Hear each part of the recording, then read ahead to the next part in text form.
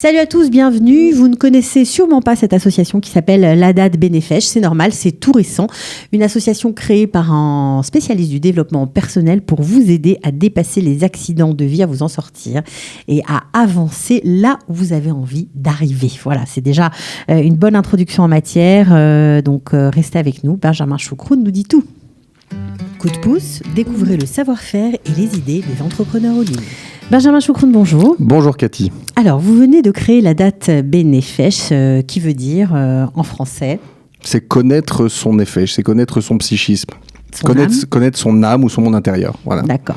Alors, il y a beaucoup de programmes en développement personnel. Est-ce que c'est le but de l'association, créer des programmes pour aider les gens à mieux être ? Alors voilà, tout à fait. Le but de l'association, c'est vraiment d'aider. C'est vraiment on a traduit l'ADAD Benefech, ou en tous les cas, on a fait un parallèle avec le fait de savoir mieux être. Donc pourquoi savoir mieux être ? Eh bien, tout d'abord, il y a l'idée du savoir, il y a l'idée de la connaissance, parce que c'est seulement à travers la connaissance, qu'on va pouvoir avancer, avoir des points de repère et évoluer. Et après, il y a aussi l'idée du mieux-être, parce que l'idée, c'est pas seulement de connaître, mais c'est aussi de pouvoir le vivre. Ok, alors pour, j'imagine, évoluer, vous avez des programmes dans cette association. Qu'est-ce qu'on y fait ? Qu'est-ce qu'on y trouve ? Alors on a effectivement des programmes. Pour l'instant, on a lancé une première session. Donc c'est une session dans laquelle vous aurez 5 séances. Donc comment est construite une séance ? En fait, vous avez 1 heure dans lequel on va apprendre plein de choses, donc ça va être hyper intéressant. Et puis ensuite, vous avez un débriefing. Après donc la séance, c'est pour ça on a fait appel à des spécialistes. Donc moi, je ferai partie, on va dire en tant que coach de cette formation. Et vous allez avoir le docteur Benarous-Feldman, donc qui est psychiatre spécialisé des enfants et des ados. Et vous avez également Shmuel Tubiana, psychologue diplômé de l'université de Jérusalem. Donc voilà, on a fait appel à des pros, on va dire, pour vraiment donner vraiment le côté coaching qui va donner des outils, on va dire, très concrets pour avancer. Mais d'un autre côté, on va essayer de creuser un petit peu, vraiment donner des points de repère aux gens.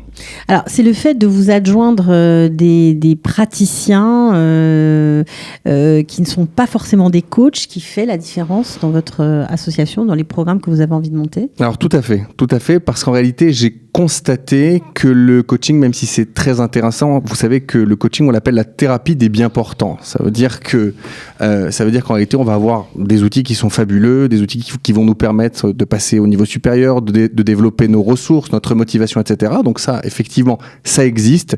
Mais je pense que c'est aussi intéressant d'adjoindre au coaching, qui sont des méthodes très concrètes, des gens déjà qui ont beaucoup d'expérience. Je pense au psychiatre Dr Benarous-Feldman et à Shmuel Tubiana, donc qui ont déjà beaucoup d'expérience, mais qui aussi, on va dire, ont des compétences et approfondissent un certain nombre de questions.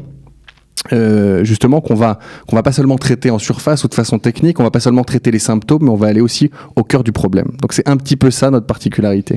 Alors j'imagine que ça s'adresse à tout le monde. Alors comment traiter un problème, enfin en tout cas des problèmes, quand on a une multiplicité de personnes à qui on s'adresse, qui viennent forcément avec une histoire différente, avec des problèmes différents, avec une approche du monde complètement différente, on fait comment ? Alors tout à fait. Alors en réalité, l'idée, ça va pas être de faire du personnel, même si on fait du développement personnel, mais l'idée, ça va vraiment être de donner des points qui seront des points de repère, qui seront des références. Peut-être que c'est ça qu'on a perdu et qui fait qu'aujourd'hui, après un accident, on a besoin à nouveau de les reconstruire, ou bien simplement si on est intéressé par le développement personnel. Donc ça serait vraiment donner des points au départ qui seront généraux, qui s'adressent évidemment à tout le monde, mais après on peut tout à fait être orienté, ça va certainement en réalité se produire, on peut être orienté vers des spécialistes pour avoir ensuite un suivi ou bien une thérapie personnalisée. Pour parfaire certains domaines. Alors, quand on dit développement personnel, on entend développement, est-ce que c'est aussi, alors on sait bien sûr qu'en cas d'accident de vie ça marche, mais est-ce qu'on peut s'améliorer ? C'est le but aussi. Alors, je vous dirais une chose, c'est qu'en réalité, c'est plus intéressant de constamment s'améliorer plutôt que d'attendre un échec. Bien souvent, les gens vont commencer à faire un travail de développement personnel après un échec, après un accident, après des choses comme ça. Il y a, on va dire, un problème dans cette approche, c'est que lorsque l'échec est derrière nous, on arrête ce travail de développement personnel en général. C'est un réflexe. Ça a été une solution à un problème donné, à un instant T. L'idée de faire du développement personnel, c'est de s'inscrire dans une dynamique dans laquelle on grandit et dans laquelle on évolue en permanence. D'accord. Alors, vous avez bien sûr un petit programme pour c'est le premier projet de l'association. C'est le tout premier projet. D'accord. Donc, je vous en souhaite d'autres et de nombreux autres. Merci. Donc, vous avez 5 thèmes dans ce premier atelier. On va dire ça comme ça. Et ça s'adresse vraiment à tout le monde ? Ça s'adresse vraiment à tout le monde. D'accord. Quels sont les thèmes que vous allez développer ? Alors, vous avez l'intelligence émotionnelle, vous avez la gestion du stress, vous avez travaillé sur la motivation, travaillé sur la confiance en soi. Donc, c'est vrai qu'on reprend des grands thèmes du développement personnel, parce qu'en réalité, c'est des thèmes auxquels tout le monde est confronté au quotidien. Mais c'est des thèmes... Vous les traitez différemment ? On va les traiter différemment puisqu'on va les approfondir avec un psychiatre, un psychologue et un coach. Donc, on a essayé de faire ce mélange qui est très intéressant. On s'est concerté, on va dire, pour les programmes. Et je pense que ça va apporter, on va dire, un plus par rapport à une approche qui ne s'intéresserait qu'aux symptômes, par exemple.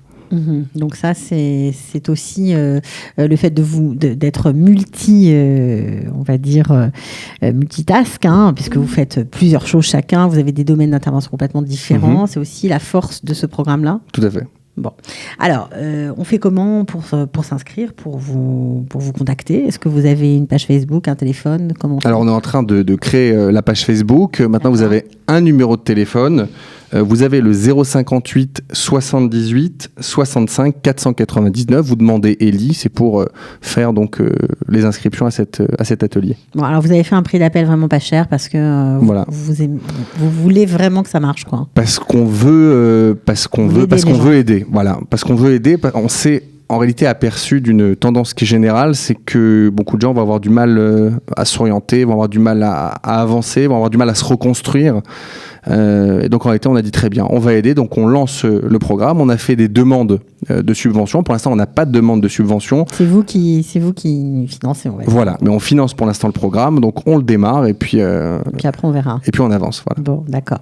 Le but de ceux qui vont suivre cet atelier avec ces différentes sessions, ça s'étale sur 5 sessions je crois. Voilà. C'est quoi ? C'est d'être transformé à la fin, c'est de savoir comment continuer, comment dépasser ses manques, ses faiblesses, c'est ça ? Je vais vous raconter une petite histoire. Voilà, j'aime bien moi les petites histoires. Une petite histoire, voilà, auquel je pense. Une fois, il y a un élève qui est parti voir son maître et qui lui a dit, lorsqu'on parle de la descente des générations, vous savez, on connaît tous cette idée. En hébreu, on parle de la Yeridat Adorot, l'idée que les générations qui nous précèdent étaient plus grandes que nous et qu'on ne serait plus capable des mêmes choses. Et il lui dit, maître, c'est quoi la Yeridat Adorot ? C'est quoi le fait que les générations descendent et sont quelque part moins capables ? Et il va lui répondre par une très belle image. Il va lui dire, imagine que le premier homme était un géant. Il était beaucoup plus grand que les hommes que tu connaisses. Et puis il a fauté et il a été diminué. Il est devenu plus petit. Alors on pensait que ça aurait pu s'arrêter là, mais ces enfants ont reconduit, ont été la même faute. Ils ont trahi ce qu'ils étaient et donc ils sont devenus plus petits. Et puis au cours de l'histoire, les hommes ont constamment reconduit les mêmes erreurs et puis ont été diminués. Et donc au départ, lorsqu'on parlait à un homme, au départ, fallait lever la tête. Ensuite, on devait le regarder dans les yeux. Ensuite, on devait baisser la tête. Et puis ensuite, il fallait prendre une loupe. Et puis un beau jour, on a dû prendre un microscope. Il a dit, mais il y a quand même ici, on va dire, un point commun entre le petit homme qu'on a retrouvé plus tard dans l'histoire et le premier homme. C'est que quand on zoomait sur cet homme, eh bien, on voyait toujours le même homme. C'était un homme avec un visage, avec des bras, avec un tronc, avec des jambes, etc. C'était le même homme. Et il lui dit, tu sais pourquoi aujourd'hui, on va parler de décadence. Alors, je crie pas à la catastrophe, mais je trouve que la réflexion est très intéressante. Il lui dit, parce que quand on zoome sur cet homme, on voit plus d'homme.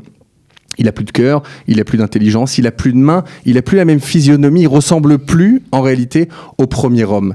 Et en fait ici, ce maître venait souligner l'idée qui est la suivante, c'est que même si l'homme a fauté au cours de l'histoire, ou même si l'homme a commis des erreurs, il ressemblait toujours à un homme. C'était toujours un homme, il avait toujours un visage qui était humain.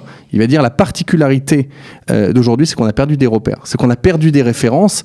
Voilà, c'est que l'époque fait qu'on a perdu beaucoup de choses en cours de route et qu'on va devoir faire un travail pour les reconstruire.